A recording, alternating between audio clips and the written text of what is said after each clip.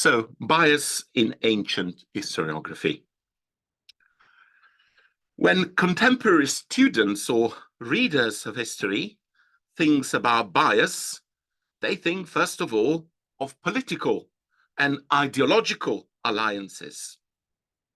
Even in a period of relative academic disengagement from party politics, some, at least academic historians, still have political reputations, right-wing or left-wing, liberal or conservative.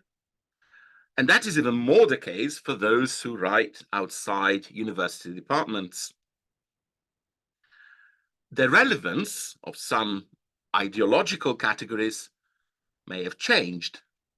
50 or 40 years ago, Marxist or non-Marxist or anti-Marxist would have been very relevant. And before that, perhaps, for example, Protestant or Catholic. Label may be somewhat different at present, but what matters for our purposes is that bias has been for a long time and remains fundamentally a matter of ideas. Given the intellectual prominence of politics in the ancient world and the contiguity and overlapping of careers between politics and history writing, we may expect the same to be the case for the way in which bias and its causes are detected and described by Greeks and Roman historians.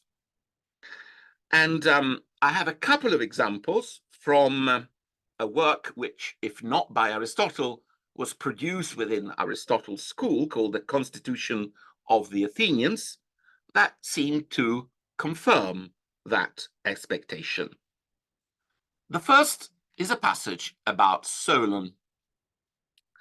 Solon, having become masters of affairs, made the people free both at the time and for the future, but prohibiting loans secured on the person.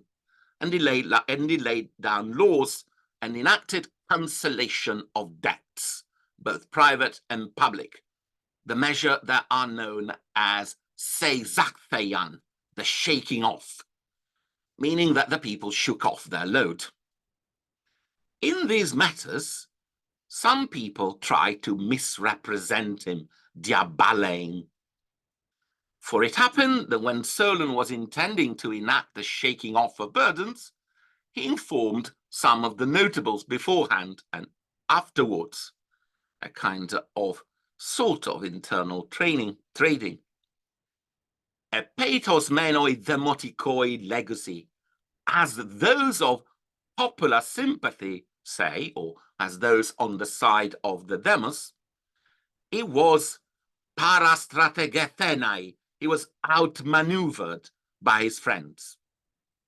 But according to those who want to malign him, blasphemein, he himself also took a share.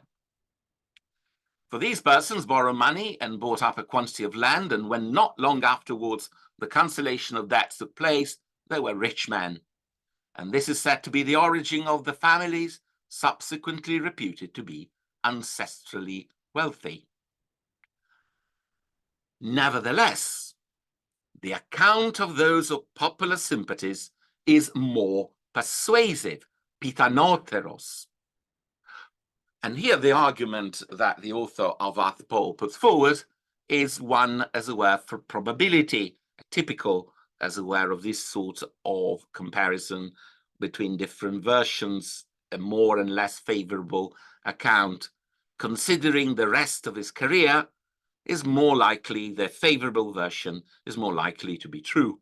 Considering that he was so moderate and public-spirited in the rest of his conduct, that when he had the opportunity to reduce one of the parties to subjection and so to be tyrant of the city, he incurred the enmity of both and valued honor and the safety of the state more than his own aggrandizement, it is not probable that he besmirched himself in such worthless trifles.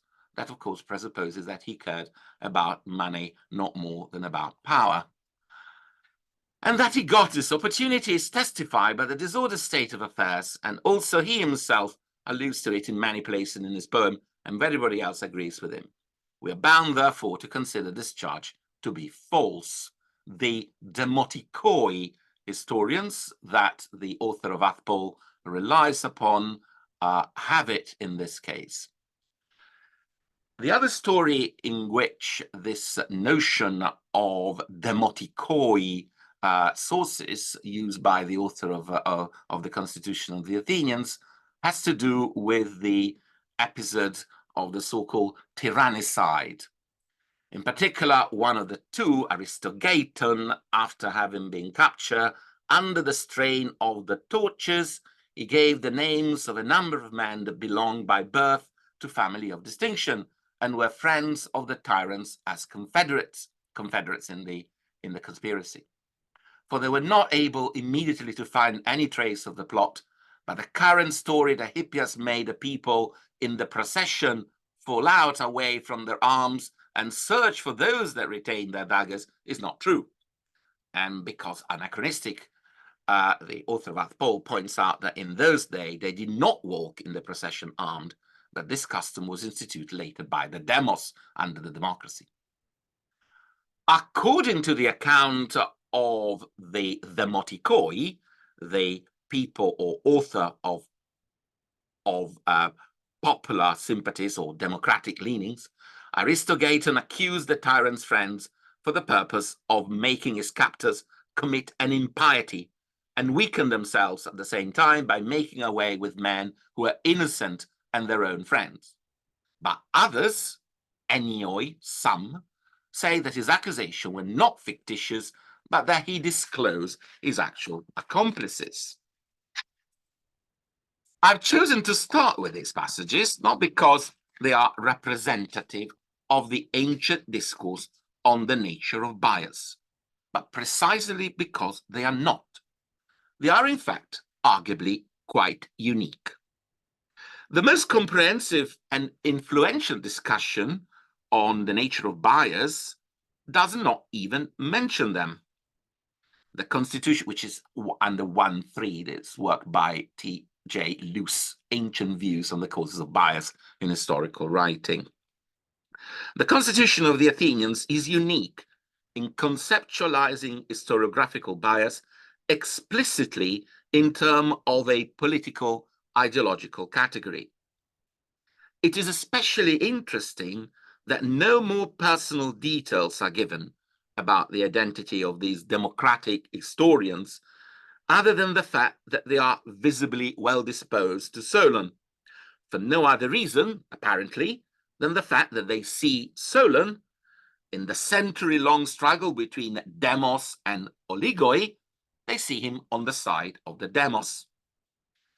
This lack of personal, individual motivation may seem, as I was saying at the beginning, perfectly natural to us.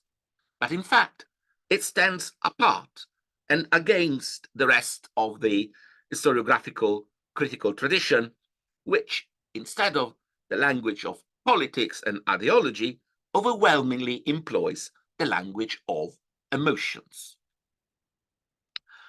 And my second text comes from a rather remarkable work, a work of the 2nd century AD author Lucian of Samosata. So he was born in modern equivalent of modern Syria. And amongst his quite extensive and very varied production, he was no historian, by the way, never wrote any work on history, is a pamphlet called On How History Ought to Be Written. There are several reasons why I'm referring to this work as a pamphlet. It's highly polemical, ironic, and it has a very specific agenda, an anti-flattery agenda.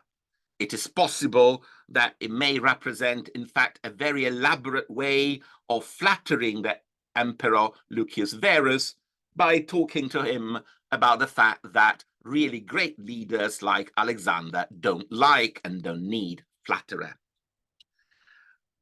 However, this is the only work to have survived from antiquity to produce, to represent a systematic discussion on the nature, method, aims of history writing. And so, from the Renaissance onwards, has become, and this is rather a paradox, the pamphlet, the polemical and idiosyncratic and hyperbolic pamphlet has been turned into a kind of manual.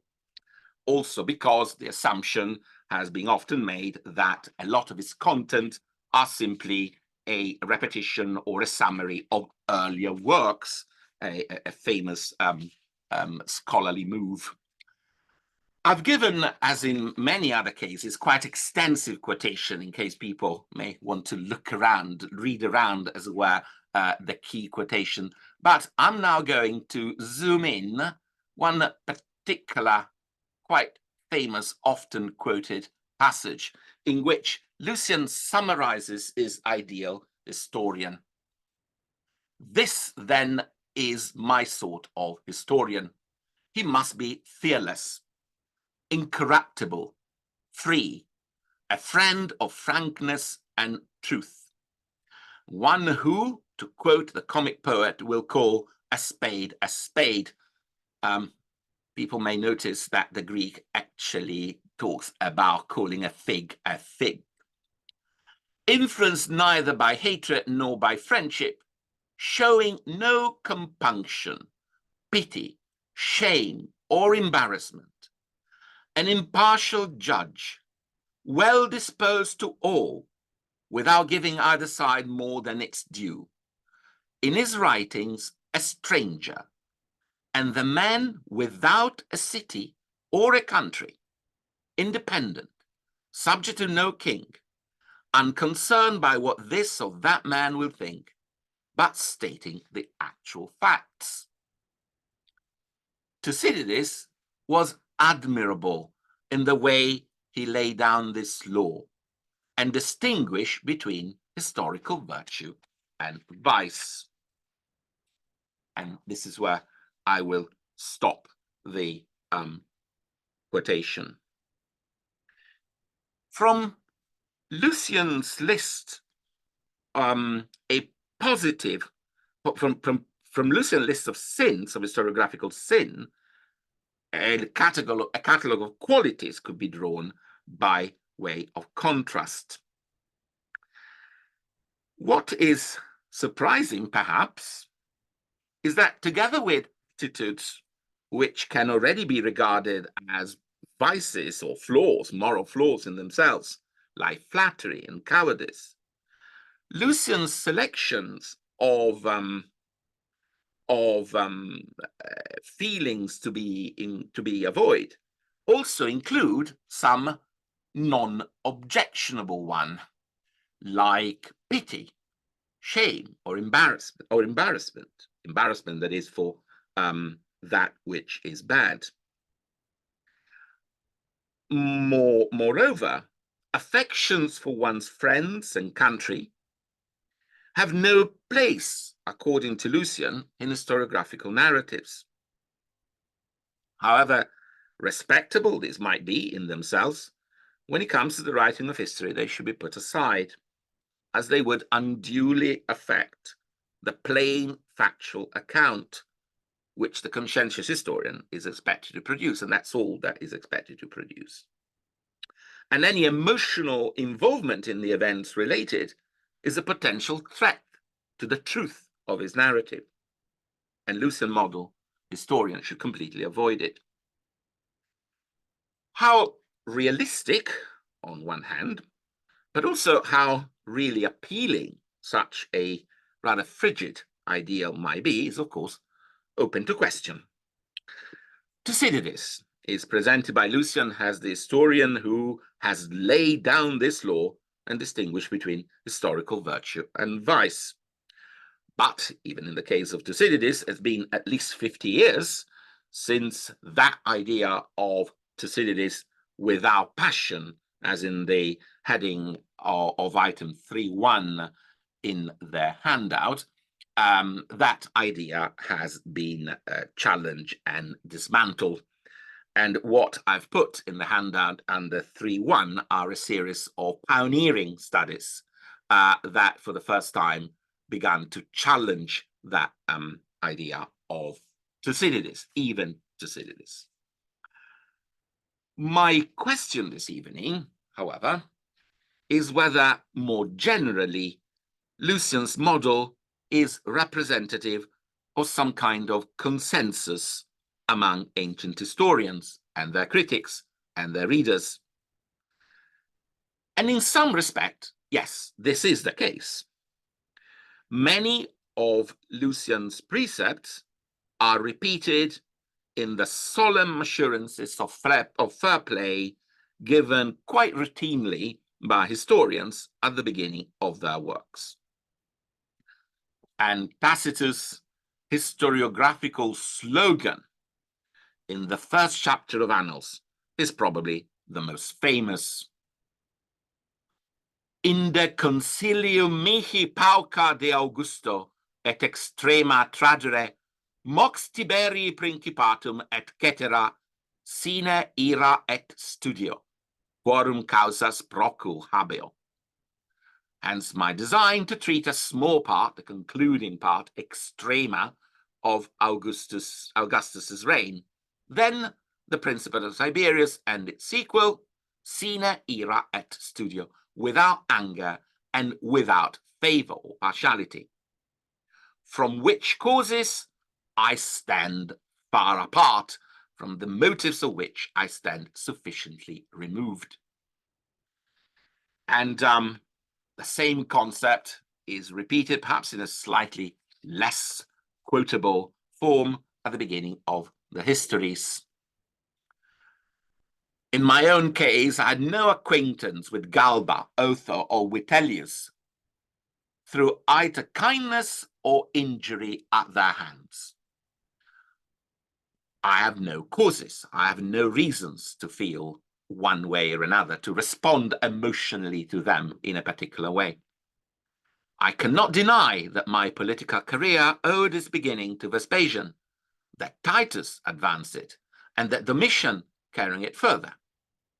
But those who profess inviolable, incorruptam fidelity to truth must write of no man with affection or with hatred, sine neque amore quisquam et sine odio dicendus est.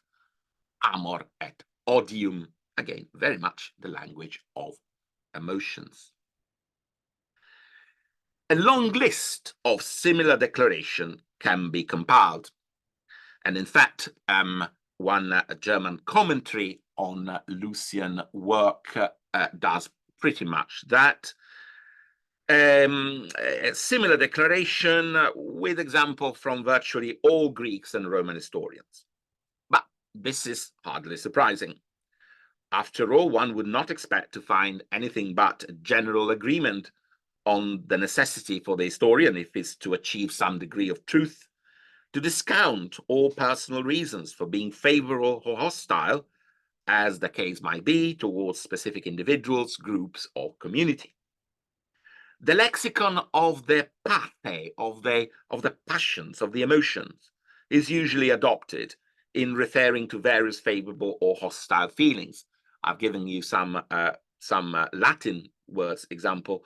In Greek, the causes of bias is philia, affection, friendship; charis, favor, partiality; eunoia, goodwill; and opposed to misos, pektheia, hatred; orge, anger; and ectra, enmity. And those affected in opposite ways by this kind of bias are either the enemies or the friends of the historian, those that he has reasons to fear, or by whom he can hope to be honored and rewarded. And the private, personal, individual characters of the historian's feelings is often underlined in the sources by the use of the adjective idios, private, personal. So far, yes, Lucian is representing something like a consensus. But is Lucian restating a common assumption also when he imposes a complete ban on feelings? even on those feelings which do not seem to originate from any personal reasons for grievance or for any interest on the part of the historian. Is the absence of emotional participation in the events narrated universally regarded by ancient critics as an indispensable condition for the writer of history, or at least as an ideal goal that he should strive for? Well, here the question becomes what we compare Lucian's stance with. As I was saying at the beginning, the contents of the pamphlet have long been assumed to derive from earlier work of the same kind, even though only titles have survived. So the degree of Lucian dependence on previous theoretical literature must remain a matter of speculation. What we have, for the purpose of comparison, are the methodological sections and the polemical discussions on previous writers included by ancient historians in their works. And Polybius, in particular, given the complete loss of historical narratives of the Hellenistic period, apart from quotation in later authors, is the author whose ideas are more widely available for comparison with Lucian. So let's start with the historian's attitude towards his own country. Lucian's model historian is, as we have seen, in his book, a stranger and a man without a country, polis. One might, by the way, detect perhaps a certain autobiographical slant in this idealization of the déraciné. What is certain is that such a drastic condemnation of patriotism is not as widely and as strongly shared by ancient writers and readers of history, and as one who had only read Lucian might assume. On the contrary, attachment and affection for one polis is generally regarded as too much of a natural and commendable feeling to be totally condemned in historians. And Polybius provides some evidence of a rather more sympathetic or tolerant attitude. And the example comes from Book 1, chapter 14 and 15, in which Philinus, a Greek writer with Carthaginian sympathy, and Fabius Pictor, Roman historians, both providing an account of the Carthaginian wars, are contrasted. I do not indeed accuse them of intentional falsehood, and that is actually a very important distinction for Polybius.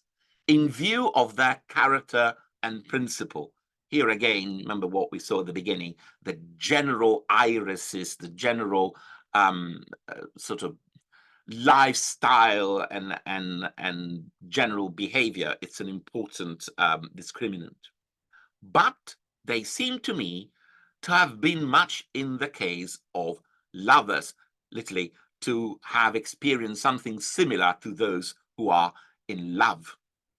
For owing to his conviction and constant partiality, Philinus will have it that the Carthaginian in every case acted wisely, well, and bravely, and the Romans otherwise, while Fabius takes the precisely opposite view. In other relations of life, we should not perhaps exclude all favoritism, for a good man should love his friends and his country. He should share the hatred and attachment of his friends.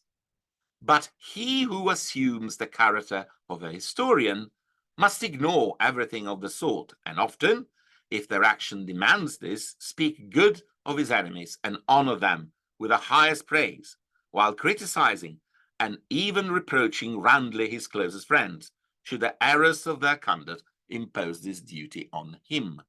So why, given this fairly clear condemnation, am I contrasting Polybius with Lucian? Because it seems to me that the way in which he talks about this this tendency for historians to favor their side is still compatible with a certain amount of respect. They are not dishonest historians. They are not intentional liars. That is, it shows even more in another passage in which the patriotism of the Rhodian historians Zeno and Antisthenes, it's under consideration. And after having sort of given evidence about the way in which the patriotism affect their judgment, he goes on to say, now I would admit that authors should have a partiality for their own country, but they should not make statements about it that are contrary to facts. And that is really quite a departure from the very radical idea that the historian should ideally be without a polis. Surely the mistakes of which we writers are guilty, and which it is difficult for us, being but human, to avoid, are quite sufficient. But if we make deliberate misstatements in the interest of our country or for friends or for favor, of course, that's a different matter. To lie for sake of personal interest, for the sake of acquiring favor with rich and powerful, what difference is there between us and those who gain their living by their pens? So this would seem to represent a sort of compromise. The emotions are acceptable. What is not acceptable is to go as far as deliberately lying. The next author that we are going to look at takes a considerable step further. This comes from a letter written by Dionysius of Halicarnassus, who was active in Rome at the time of the Emperor Augustus, both as a teacher of rhetoric and as an antiquarian historian. A letter which he writes to one of his would-be pupils or followers, in which different opinions about historians are provided. It so happens that the text is not divided in a particularly helpful section. So section 3 is very long indeed, runs for several pages. And so don't be surprised if we're going to quote again from section 3 in a moment. It takes objection to the fact that Thucydides decided to write his history at a point where Greek affairs started to decline, that he decided to make the subject matter of his account a war between Greeks, and one in which ultimately his city was defeated, even though, of course, Thucydides say that he began to write at the very beginning of the war. But Lucians take objection for the fact that apparently Thucydides would not be defending the fact that the Athenians had good reasons to go to war. In any case, this is what Dionysius has got to say. This should not have been done by a Greek and an Athenian, especially an Athenian who was not one of the outcasts. So there is a kind of social element as well, but one whom his fellow citizens counted among the foremost men in appointing to commands and other offices of state. And such is his malice. Actually, the malice translate phthoneros, which also linguistically it's not one of the most obvious usages. It's an adverb, so presumably we supply something like his attitude was as phthoneros, probably something more begrudging the previous success of his polis. It would be closer to a more accurate translation. Anyway, such is his phthonos that he actually attributes the overt causes of the war to his own city, though he could have attributed them to many other sources. And then Dionysius proceeds to tell Thucydides how he should have written instead. He might have begun his narrative not with the events at Corcyra, but with his country's splendid achievements immediately after the Persian War, achievement which he mentioned later at an inappropriate point in a rather grudging, again, and cursory way. After he had described these events with all the goodwill of a patriot, meta poles eunoias os andra philopolin. And as you might have guessed, I've chosen this particular passage because the contrast between the apolis, city-less, and Philopolis of Dionysius could not be more obvious. After he had described these events with all the goodwill of a patriot, he might then have added that it was through a growing feeling of envy and fear that the Lacedaemonians came to engage in the war, although they allege motives of a different kind. In other words, Dionysius would expect Thucydides to have behaved in a way not different to those patriotic historians who sided with their country.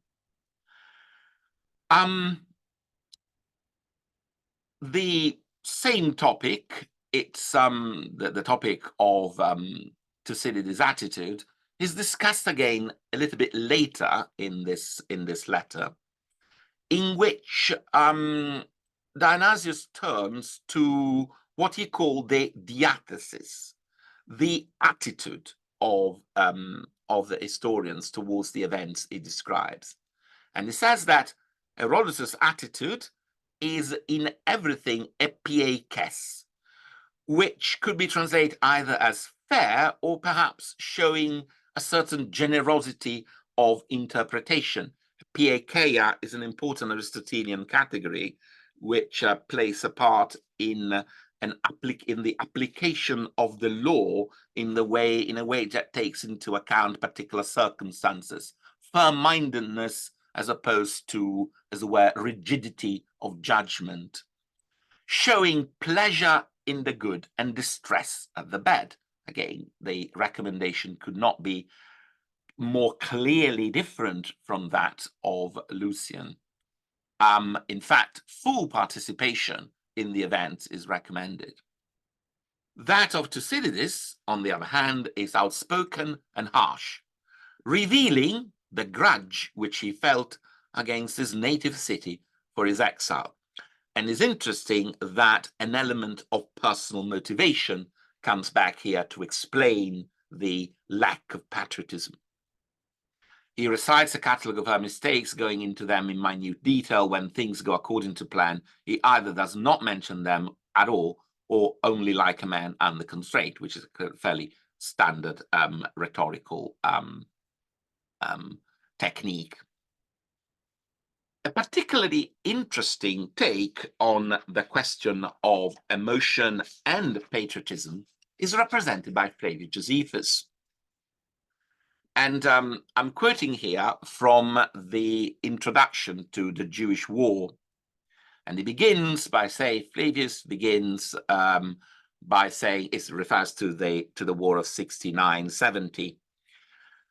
I shall go through the action of both metakribeias. So first of all, he makes a promise of accuracy and impartiality. Accuracy akribeia, impartiality erga amphoteron, possibly even echoing Herodotus promising to tell the erga megala kaithomasta of both Greeks and barbarians. But, he goes on to say, in my reflection on the events, I cannot conceal my private sentiments, nor refuse to give my personal sympathy scope to bewail my country's misfortunes.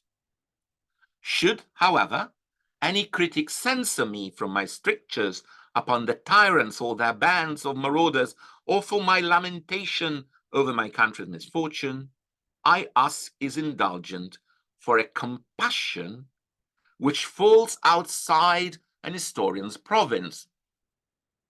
Didoto paratontes historias nomen sungnomen to pathe. So the pathos is there, but Josephus acknowledges that it falls outside what Lucian will later call the nomoi of history. And yet it exhibits in a fairly outspoken way. So one is actually left wondering how really applied or applicable these nomoi really are. And my final quotation this time comes from Plutarch, the life of Cimon, because here too a very outspoken plea in favor of applying emotion is made. It could be observed, by the way, that, of course, Plutarch is not, strictly speaking, a card-carrying narrative historian, but it seems to me that his historiographical enterprise, represented by the biographical accounts of Greek and Roman, it's fundamentally part. I mean, it's this discussion is every bit as relevant as it were to historiography.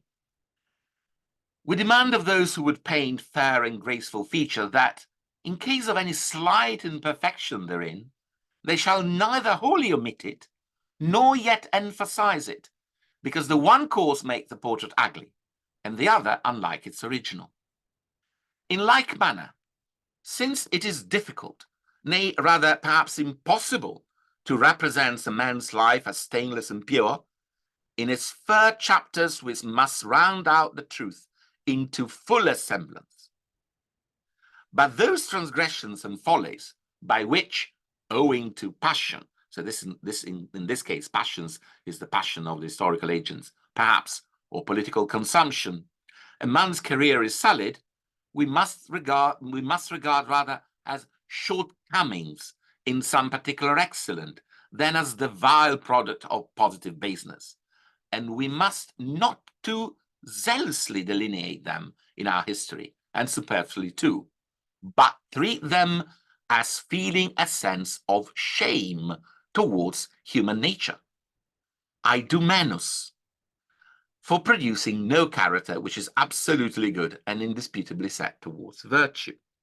And the point of me choosing this passage is to show that perhaps when Lucian was talking about the removal of pity and embarrassment and idols from history, was perhaps reacting to ideas such the one presented by Plutarch.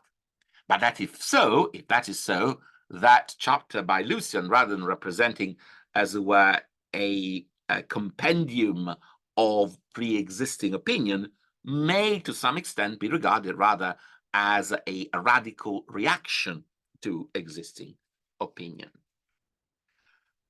It seems quite clear, even from the few examples of Dionysius' comparative judgment on Herodotus and Thucydides, or Plutarch's general recommendation, that another way existed among ancient writers of looking at the emotional relationship of the historian with the matter of his narrative, very far from that advocated by Lucian. In both cases, emotional participation in the events and some generosity in judging the actors are seen as part of the attitude which the historian not only should not avoid, but should positively adopt. Therefore, they provide a negative answer to our question as to how much Lucian's view on emotion in the writing of history are more generally representative of ancient thoughts on this matter. It seems more likely that we should understand Lucian's stance as a reaction against common opinion, which allowed for and even recommended a degree of emotional and moral involvement. The way of making sense of this difference of approach, which comes more immediately to one's mind, is to explain it as a direct consequence of an even more fundamental divergence about the nature and purpose of history writing. While agree on the principle that history should provide some kind of teaching, as well as intelligent entertainment, Dionysius and Plutarch on one side and Lucian on the other have different view, perhaps, on the quality of the lessons which history is meant to offer, and on the methods of providing it. In this divergence of views, modern scholars used, until quite recently, to join Lucian's camp and to expose the opposite line with a damning label of rhetorical.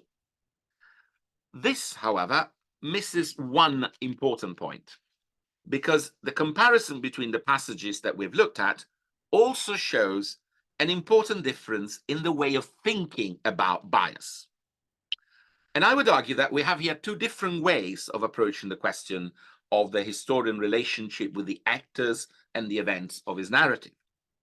In the one that is represented for us by Lucian, the main focus is on the extent and the nature of the historian's actual connection with the facts and the people he describes. His direct links, material interest, personal stand provide a kind of argument to employ to reject or endorse a particular version of facts. So here the main emphasis is on the notion of impartiality, which is at once praised, recommended, claimed, or assumed by all historians for themselves, and often denied to many of their predecessors. The other approach centers instead on the historian's personality. The attention is directed towards the moral and emotional trait of an historian's characters, as revealed by his general disposition and feelings towards people and their actions. Although both types of ancient historiographical criticism are often referred to by modern interpreters as dealing with bias, the truth is that the truth they are respectively concerned with is different from many points of view. It differs first in the subjects who are the victims of the two kinds of bias. In one case is the treatment of certain specific people and their action that is in question. Those affected in opposite ways by this kind of bias are the enemies or friends of the historians, those he has reason to fear or by whom he can hope to be honored or rewarded. But when the cause of bias is to be found in the historian's own character, although some may happen to suffer from him more than others, the case of Thucydides in Athens, nobody is immune.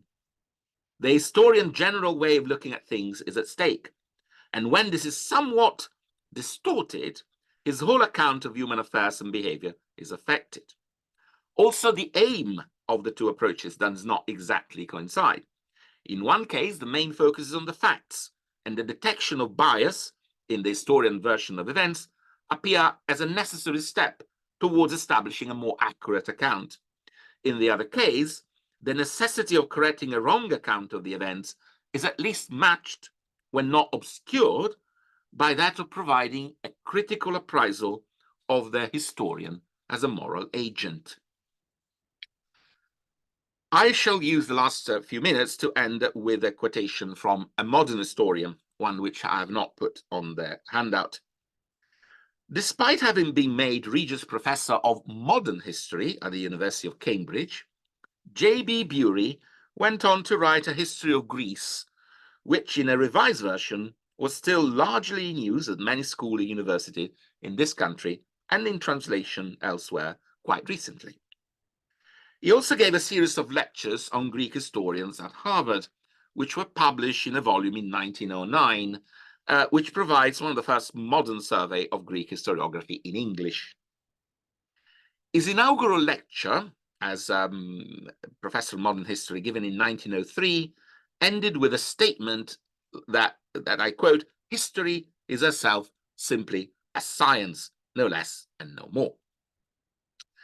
Some 23 years later, however, Bury wrote a letter to the editor of the Morning Post, from which I quote this extract. "Sir, in reference to your article on the writing of history, it seems to me that would be necessary first to elucidate two or three fundamental questions." Here I'm leaving some bits out.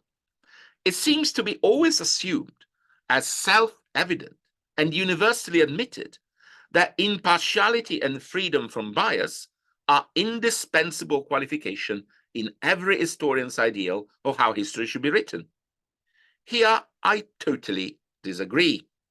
I do not think that freedom from bias is possible, and I do not think it is desirable. Whoever writes completely free from bias will produce a colorless and dull work. No history can be instructive if the personality of the writer is entirely suppressed. He will be dead and colorless and inhuman, however faultless it may be in detail, however carefully the rules of historical method are applied. So, I shall conclude with the suggestion that both Dionysius and Plutarch would probably have agreed, if asked, to add their signature to this letter. Lucian, apparently, or at least the Lucian in the mood in which we have seen him in his pamphlet, would not. But then Bury went on writing history himself for the rest of his life, and Lucian, of course, never even tried. Thank you. Thank you very much, Franco. Quite apart from, you know, the clarity of the exposition, to take us through, I've lost track of the number of centuries we skipped through, but that was a really impressive sort of tour through a lot of ancient historiography. So just to remind everyone, if you do have a question, do type it in, and I'll put it to Franco in the 10 minutes or so we have left. Let's start with this one. So someone, I think, is raising the question whether there's a difference between bias on the one hand and partiality on the other. The question is, well, if we label a historian's account as somehow biased, is that a way of kind of us dismissing what they have to say? And as it were, meaning we kind of feel no need to read further and scrutinize what they're going to say. I suppose the question I would ask you is whether you see a distinction between bias and partiality, and whether you think that's a distinction that any of your ancient historiographers would recognize. Thank you. As I was hinting, the word is used in scholarship in a way that is not particularly well defined or rigorous, I would say, in the sense that is indeed used to cover both. What many ancient writers and readers of history distinguish is, first of all, between what they call voluntary and involuntary lies. And they have, of course, little tolerance for deliberate falsehood, pseudos, and different degrees of tolerance, as I've tried to show, for what we may call bias, as well. Now, it goes without saying that a biased account is not necessarily a false account. In fact, I've started by giving those two examples of the demotico historians who the author of Paul is prepared to support. But one way of putting, I suppose, is that bias is perhaps, in a sense, ineliminable, has to be identified, can be discounted when verified against evidence, and for some, it's almost indispensable because lack of bias remove those elementary positive quality of empathy and participation that make the historian, and the expression is used by, for example, Plutarch, dikaios. And the historian is not just expected to be truthful, is also expected to be a nice, right sort of person as well. So being dikaios in that respect means being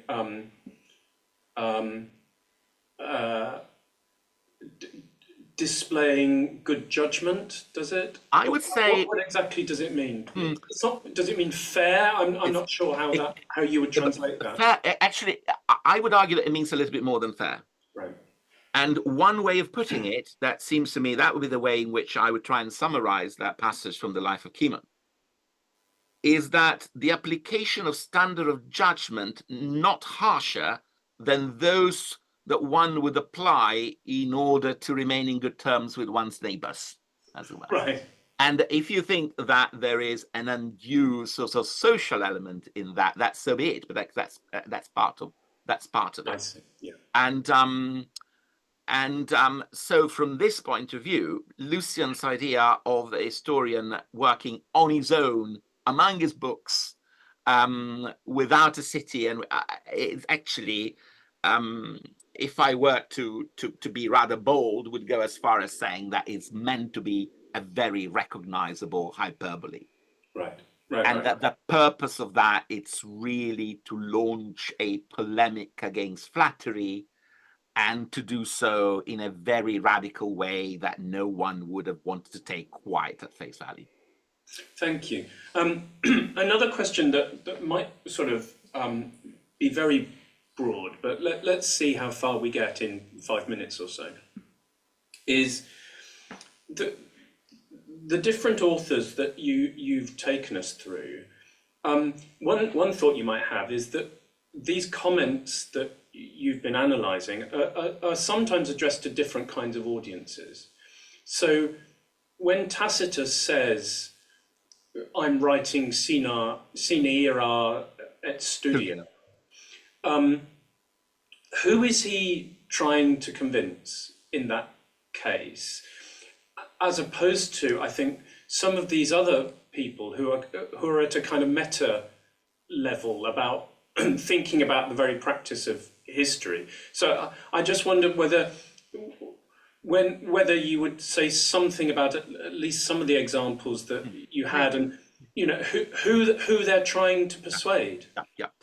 I should have emphasized more the fact that I did try to say something along those lines, but I should have emphasized more than where Lucian is, as it were, finds a lot of corroboration, is when historians want to present their work to their audiences, as it were. And so in which it's a very interesting point you're making, which is when it comes to what the historians do themselves explicitly, they seem to be talking about impartiality. No one says, and I'm a nice guy. They say, I am impartial. And they would allow anything more than that to emerge. And the question of their personality, it is usually a discourse that emerges between readers rather than writers. And so you're right that there are also, it's absolutely correct, that there are different type of discourses, one within historians and audience, and one within criticism, Right. which is now I have not talked about the one work which has occupied for many long years, that is a very bizarre work by Plutarch called On the Malice of Herodotus. But there, what characterizes that very strange work is that a category that is normally employed to describe the way in which historians relate to their predecessors, which is malice. Malice, which doesn't need to be explained or justified, it's simply the tendency to present everything in a negative sense. Because, of course, it finds its own explanation in the fact that if you put your predecessor down, you present yourself in a better light. Yeah. And what makes this work of Plutarch very idiosyncratic is that that category is employed, and he's the only one that I know of that actually crosses from the language of criticism to the relation between historians and the relation between historians and actors. Right. And he does so because he wants to find a category which trumps all other categories, because he wants to show that Herodotus is equally anti-Athenian and anti-Spartan. Because what he wants to show is that Herodotus is against everyone in order to show that is the only one who knows everything. Good. I mean, this is me now. I find phthonos a really interesting emotion. We could talk about this at some other time, but I've spent some time trying to understand. There's a passage in Plato's Philebus which tries to set out what phthonos is. And it's a very confusing thing. And it seems to be something like being pained that someone is doing better than you think they should, or someone that you think is no better than you seems to be faring better than you, and that's the kind of way he. For me, it's very important the additional point that I found in Aristotle's Nicomachean Ethic, because the key point is, from the point of view of historiographical criticism, is exactly what you said, even though you are not directly harmed or affected. Right. And why is that so important? Because it allows you to do historiographical criticism based on the text without any information from the bios. Right.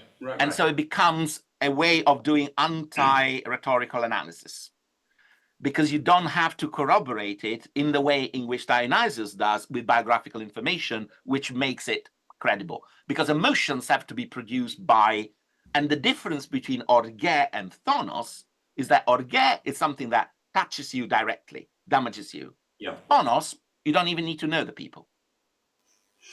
Well, that's a really interesting distinction, and I will go away and think which people I feel thonos towards and which people I feel orge towards. And you will be on neither list, Franco. What I would very much like to do on behalf of everyone who's been listening is to thank you for a really impressive tour through a wide range of texts, some that we knew relatively well or thought we knew well, others that are probably less to the forefront of our minds when we're thinking about historiography. Good. Well, thank you, everybody.